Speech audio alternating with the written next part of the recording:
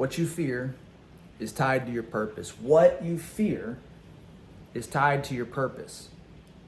So many people are struggling with finding purpose, finding direction in life. They struggle wondering if they'll ever find it. I believe that your purpose in life is 50% calling, 50% choice, and that's what I'm going to talk to you guys about today. I'm going to talk to you guys about finding, remember that time in your life where you just were so fucking excited to go after it? Remember that time where you woke up and maybe you were an athlete in high school, or you did something in the military, or you had a job where you just loved the damn grind. You woke up and you were ready to just fucking get after it. Remember that fire, that passion? And then remember, it kind of faded out. It kind of disappeared. Something happened in your life and that fire was no longer there. You know, guys, serving you guys brings me a lot of passion. Helping you guys on your path to higher levels of success, happiness, money, career, whatever. My whole goal is to not just motivate you, but to create behavioral change inside of you. That's what I do as a coach. You know, a lot of people get fucking coaching twisted. They think that coaching is just sharing information. Coaching is not just sharing information. If coaching was just sharing information, then people would just get coached through ChatGPT and Google and YouTube. Okay, coaching, what real coaching is changing your behavior. All right. Over the years, I've had to change my behavior tremendously. But one of the biggest things that will help you guys change negative behavior to positive behavior is purpose, a mission, a clear focus for where you're going with your life. Okay. For a long time, I was in absolute denial about my alcohol addiction. You know, I'm even hesitant to call myself an alcoholic now. I wasn't one of those guys I thought that an alcoholic was somebody that went to work and was drunk. But alcohol just had a grip on me.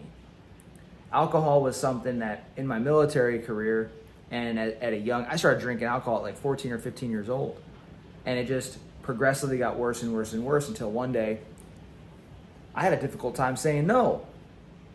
Whether I was going to get tanked or not, it didn't really matter. It had control of me. I don't know about you guys, but I hate when something has control of me. And every time I would drink, I thought that I was going to start feeling better, but the drink caused me to feel worse. And I would get home at the end of the day. So it went like this. Basically, in high school, I would go to some parties here and there at 15, 16, whatever, throughout high school, right? And as I got in the military, my drinking turned into a routine thing. Every weekend, going out and throwing down beers. And I think that's a lot of people in their 20s, right? But then one day I woke up and I'm like, what the fuck, dude? This thing has a complete control over me.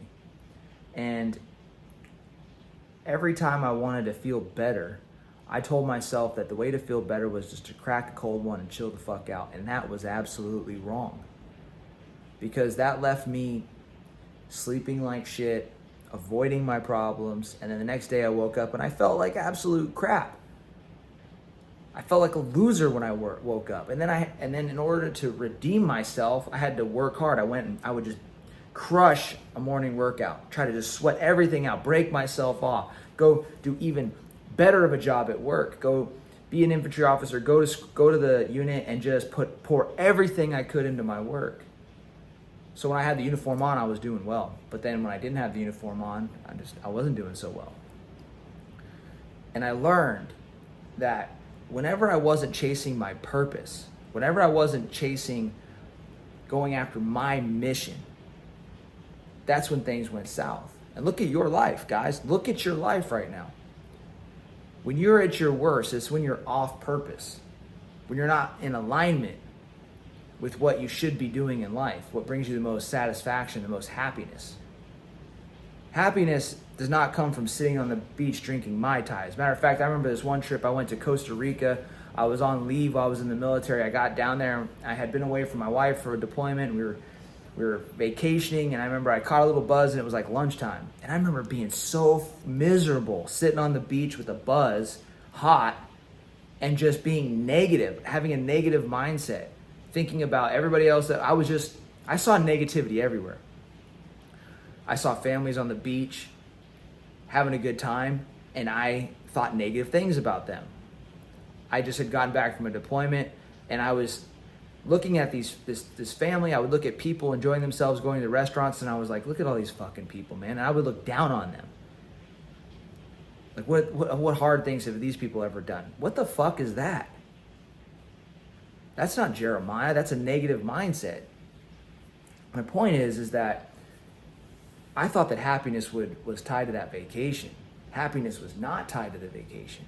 My most happy moments in life were where I wasn't trying to escape from anything, when I felt like what I was doing was meaningful.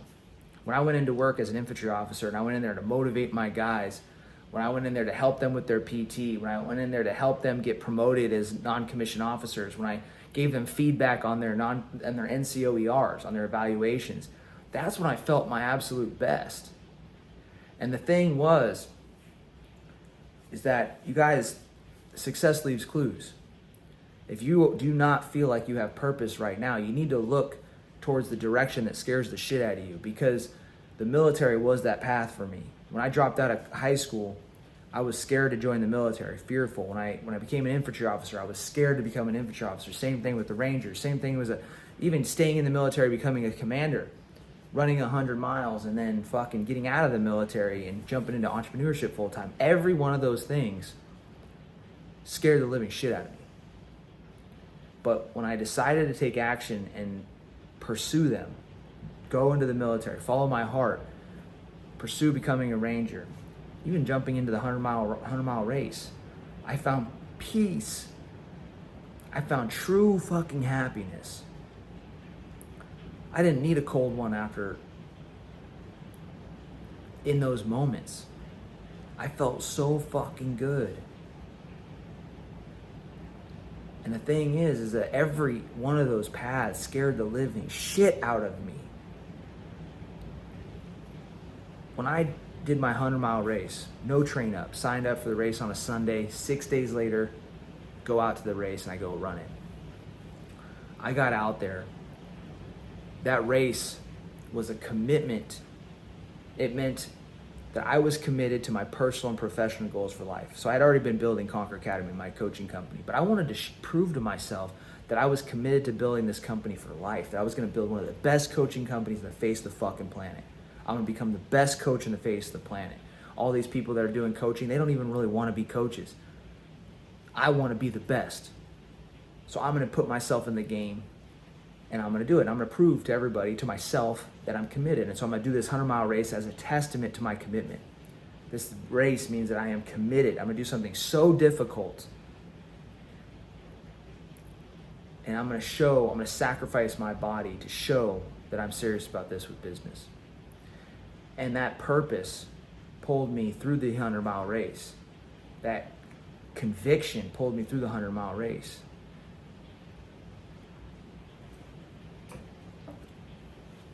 Things that you fear, guys. This morning I woke up and I was thinking about MMA practice. I had some fear going on. Fuck, hits you every time, dude. Hits you every time. Anxiousness, performance anxiety. But as soon as I said yes to the training session, I got in the car and I started going, I started warming up and I started training, I felt so fucking good. So guys, my message for you today is I had to come in here and tell you that whatever it is that's scaring the living shit out of you, whatever you are scared of, it is tied to your purpose.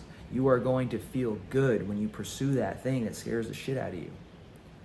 Maybe it's not the military, maybe it's not, but there's something calling in your heart to fucking go for it. What do you have to lose? Okay? there's two paths in life when it comes to risk. You either mitigate risk or you're risk adverse. You mitigate risk or you're risk adverse. Great leaders they mitigate risk. They're not risk adverse. Risk adverse means you walk away from any sign of failure, any sort of risk. You don't take any risk in your life. Great leaders, they minimize the risk. They choose the path. They say they're going to do the race. They say that they're going to do MMA training. They say that they're going to build the business. And then they stack the odds in their favor to accomplish success and reduce the downside. And that's what I want you guys to focus on. If you are struggling with finding purpose in life, if you are struggling finding your motivation, start paying attention to what you're scared of. What are you scared of right now? What are you fearful of? Because I promise you, chances are, you follow that fear, you romance it, you'll find a lot of enjoyment on that path, and you'll find your purpose. Love you guys. That's your motivation for today. Let's fucking work. Conquer all.